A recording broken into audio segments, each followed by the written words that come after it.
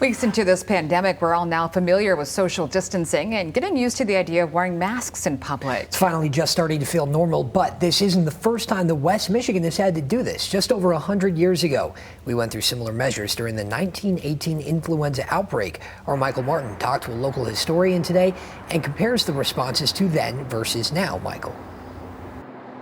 Yeah, guys, the parallels between what we saw here 100 years ago and now are striking. Back in 1918, after lifting an initial stay-home order that lasted just over 2 weeks, the city of Grand Rapids forced to put out a second round, and by the end of the year, nearly 300 people had died from the virus.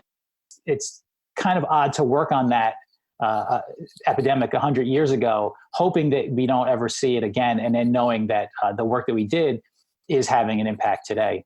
Alex Navarro, a medical historian with the University of Michigan, speaking to Fox 17 Tuesday about his work on a 2005 project for the Department of Defense, analyzing how different American cities responded to the influenza epidemic of 1918.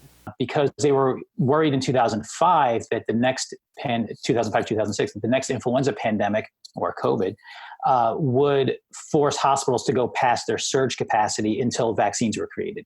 One of the 43 cities they looked at for the project, Grand Rapids. He says the city responded then, much like they have with COVID-19, with some improvements. In 1918, the closure orders were not as strict or sweeping as today.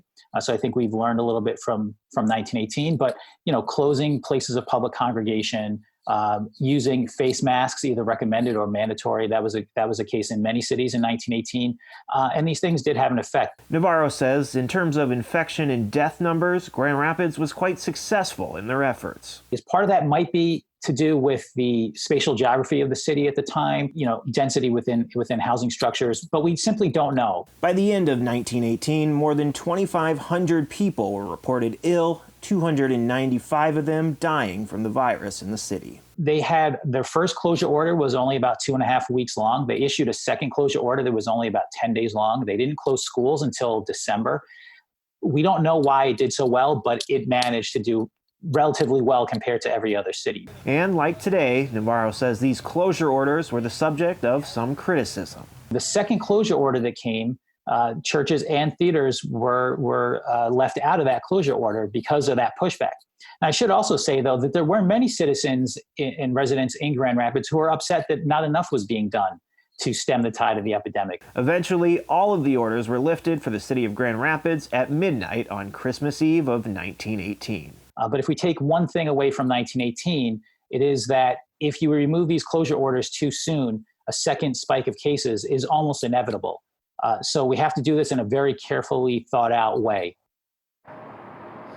Now, that project that started as a collaboration with the Department of Defense actually turned into a publicly available website dubbed the Influenza Encyclopedia. We will have a link to that in our web story at fox17online.com. For now, live in Grand Rapids, Michael Martin, Fox 17 News.